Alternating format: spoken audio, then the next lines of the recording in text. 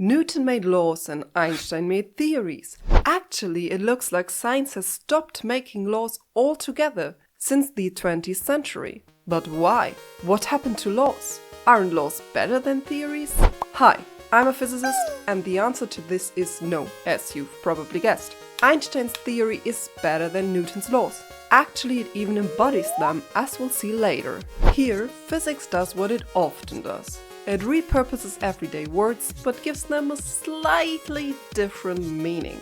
Not confusing at all. In science, a theory is closer to what we'd usually think of as a law. So, what do scientists actually mean when they use the word theory? And how does a law differ from that? We'll find out right after talking about what happened to laws. And in the end, we'll understand how science actually progresses. If we look back through history, we find plenty of laws. Kepler's laws, Newton's law of gravity and his laws of motion, Ampere's law, Ohm's law, Gauss's law. But then, at the beginning of the 20th century, Einstein's theory of special relativity. And from there, this goes on. Yes, we still find the third law of thermodynamics, but that's about it. Otherwise, theories, models, equations. Do you have any idea why that's the case? Maybe if we go back to Newton and Einstein. Newton and Einstein both noticed that things fall to the ground. They worked on that and had something to say about it. So Newton's law of gravity and Einstein's general relativity are both descriptions of gravity. Newton was pretty sure that his laws described the fundamental reality of nature. So sure that he called it law. But if that were true, general relativity would have never come about. I mean, why improve something that's already telling the ultimate truth? Well, as you've probably guessed, Newton's law of gravity is not telling the ultimate truth. It indeed works well in a lot of cases, but only until the things we're talking about become heavy, very heavy. Heavier than Earth, heavier than Sun. More like as heavy as a neutron star or a black hole. Or the objects become fast, very fast, close to or at the speed of light, like elementary particles, among them photons, which are basically light. This is where Newton's theory completely fails, and where general relativity comes into play. So, general relativity is an extension of Newton's description. It works in more cases. Now, imagine you just came up with a better description of gravity than the guy who named his description law. How would you name your description? You could name it law again, because it is quite good for your ego to put your name in front of something like law. But what if someone else comes along and finds an even better description? That would be embarrassing. It would come across as you being a little bit too confident. That would not be good for your ego.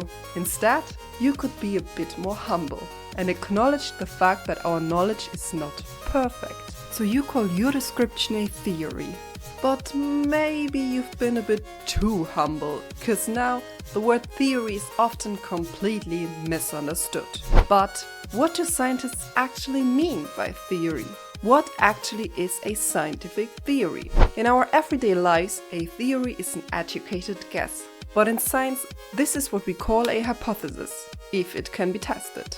A theory might start off as an hypothesis, but it is so much more. On a scale of how certain we are, a hypothesis ranks somewhere between no idea and sounds pretty good. But a theory sits close to we are damn sure about this. Because a theory accurately describes what we observe. It has been tested and verified many times. So, a theory is an accurate description of observed phenomena. Observed phenomena is the fancy physics word for the things that happen and that we somehow noticed. By seeing, measuring, recording or detecting them. That could be things falling down. If we want to make a theory about that, it must contain rules that describe this phenomenon.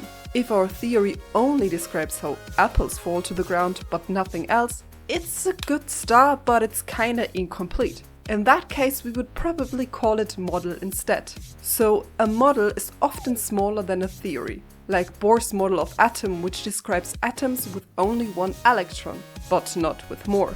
Well, except for one of our two most successful theories, which we also call model. Yeah, physicists are not the best with words. Importantly, a theory aims at describing as many observed phenomena as possible. Apples falling down, but also phones falling down. It wants to be complete, at least in its domain. Just like quantum mechanics, which describes all atoms and governs way more things than Bohr's model. But a theory also tries to be as comprehensive and simple as possible. It would not be much fun to have a completely different set of rules for apples or phones. So a theory wants to cover as much as possible, as concisely as possible. By the way, that's also why we express the rules of a theory in terms of mathematical equations. They condense a lot of information into just a few letters. Another reason is that mathematical rules let us calculate things, because we want to use our theory to make predictions, like when your phone reaches the ground and crushes your screen. That's how we can test our theory. Okay, let's say we found a description for gravity that we believe ticks all these boxes. It's still far from being the next general relativity. By the way, if you want to learn how gravity actually works, check out this video. A scientific theory needs evidence. A lot of evidence. Einstein's theory started with the hypothesis that gravity is the curvature of spacetime, expressed by this equation. It gives rise to so many different predictions, like light being influenced by spacetime and thus by gravity, even though it has no mass. Each time the scientific community tested or observed such a prediction, a new piece of evidence for general relativity was added to a growing pile. And with the pile growing, general relativity kept moving up on the scale of how certain we are. Until some people started to say, yeah, we're sure enough. And then others eventually joined in. And ultimately, the theory was considered scientifically proven. If you consider this video to be interesting, please give me a like. Thanks a lot. When we use the word theory, we usually refer to such a scientifically proven theory. So a theory has a huge amount of evidence, or rather, enough evidence for us to be confident about the theory. That's why we are pretty damn sure that our current theories are correct. But we know that they have limits. Einstein's theory is limited, as we'll see later. Newton's laws are limited and do not predict that light is influenced by gravity. The name theory is supposed to acknowledge those limits. But hold on, Newton's laws do not predict that light is influenced by gravity. But they are not wrong, are they? And why do we still call them laws? This brings us to the difference between laws and theories. If scientists didn't change their terminology, Einstein would have called this Einstein's law. This is Einstein's field equation, or actually equations, because this summarizes multiple equations into one. If I just show you the equation like this, that's nowhere near enough information to understand it. We can't cover this right now, but if you want to learn more, please tell me in the comments. Importantly, this is the main rule of general relativity. It sits at its heart. Sure, there's a bit more to it, but Newton also had a bit more to his laws. So you can't say that a scientific law and a theory are kind of the same thing. Or you're more precise and say that a scientific law is an equation of a scientific theory. Why do we still call all these laws laws, instead of equation or theory? Well, Ampere's law and Gauss's law, for example, became part of Maxwell's equations. Poor guys, they not only lost the law, but it was also incorporated. But what about the others? Well, one answer is that this is an historical homage. They were named law, we still call them that way. The other answer is that scientists like to confuse people. Choose whatever answer you prefer. Importantly, Newton's laws are neither wrong nor the final answer. They were overtaken by the progress of science. We already mentioned that general relativity is an extension to Newton's theory. You can also put it like this. Take general relativity, make some simplifications, like things are neither heavy nor fast on the scale of the universe. Plug these assumptions into the equations, do some math, and a few approximations down the road, you end up at Newton's theory again.